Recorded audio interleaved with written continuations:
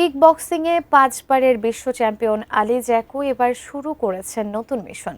দেশের সব প্রাথমিক বিদ্যালয়ে শুরু করতে চান ফুটবল প্রশিক্ষণ। বাংলাদেশের বক্সিং নিয়েও শোনালেন স্বপ্নের কথা।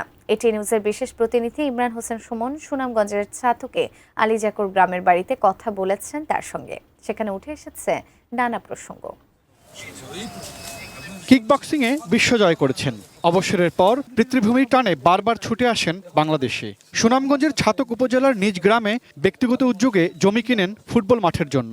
মাটি ভরাট করে সব ঠিকঠাকও করেছিলেন। তবে পতিত আওয়ামী লীগ সরকারের স্থানীয় সাবেক এমপির কারণে তার আলোর মুখ দেখেনি। 1 দশকেরও বেশি সময় পর সেই ফুটবল মাঠের সামনে দাঁড়িয়ে ভীষণ আবেগপ্রবণ হয়ে ওঠেন আলী জ্যাকো। জানালেন এই ফুটবল মাঠ ঘিরে তার অনেক স্বপ্নের কথা। তা পুরো বাস্তবায়ন করতে না পারলেও নতুন স্বপ্ন দেখছেন তিনি। গ্রাস রুট থেকে ক্লাস 1 থেকে ক্লাস 5-এর ছাত্রকে আমি প্রশিক্ষণ দেবো।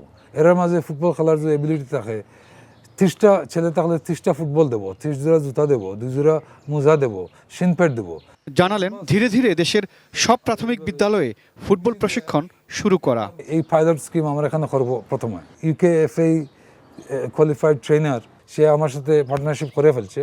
আজকে যদি আমাকে একটা ছেলে দেন যে তার ট্যালেন্ট আছে, ওকে ওর পরিবার সহ সে ইংল্যান্ড নিয়ে যাবে, নিয়ে ইউথ ক্লাবে সে ফুটবল খেলাইবে। জেলা রোনাল্ডোকে 7 বছর 8 বছর বয়সের সময় তারা চিহ্নিত করছে যে সেটা ট্যালেন্ট। মেসি বলেন, ম্যারাডোনা বলেন, নাইমা বলেন, ইয়ামিন বলেন, যাই বলেন না কেন, the football happens in Europe. কিংবদন্তি বক্সার মোহাম্মদ আলীর সঙ্গে তার স্মৃতি এখনো অমলিন। মোহাম্মদ আলী আমার সাথে এই ধরনের করতেছে, আমি বলছি সে আমাকে মেরে দিবে, আমি বসাই দিছি। ব্রেকফাস্ট, টিফিন কিংবা স্ন্যাক টাইমে মজাদার আয়োজন মানে অল টাইম ব্রেড। দেওয়ার পরে তো Mohammad Ali was surprised and like then he came. আমার বাবা তো চলে আসছে সাথে সাথেই, তখন মোহাম্মদ আলী আমার মাথায় হাত রাখছে। তো ওই সময় আমার স্পাইনে, মাথা থেকে স্পাইনে একটা শিভারের মতো গেছে। এখন 35 বছর পরে আমার ছেলে নাম হইল মোহাম্মদ আলী, সেও বক্সিং করতেছে। বক্সিং নিয়েও আশার কথা শোনালেন। বললেন আওয়ামী লীগ সরকারের সময়ে বক্সিং ফেডারেশনের দায়িত্বশীল কর্মকর্তাদের অনৈতিক কর্মকাণ্ডের কারণে বক্সারদের বিদেশে প্রশিক্ষণ দিয়ে আন্তর্জাতিক মানে তৈরি করা যায়নি। ভালো ভালো বক্সার বাংলাদেশের পছন্দ করে 20-25টা ছেলেকে আমি ঢাকায় নিয়ে আসবো এক জায়গায়, বিকজ এটা আমার মতো করতে হবে।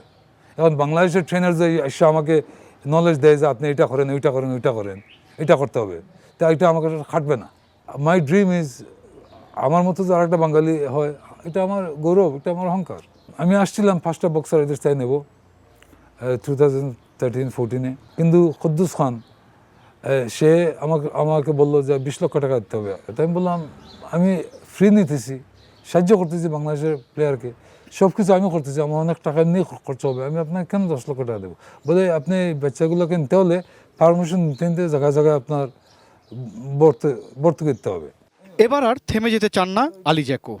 আমি ওখানে বসছি। Imran Hossain Suman, ATN news, Dhaka.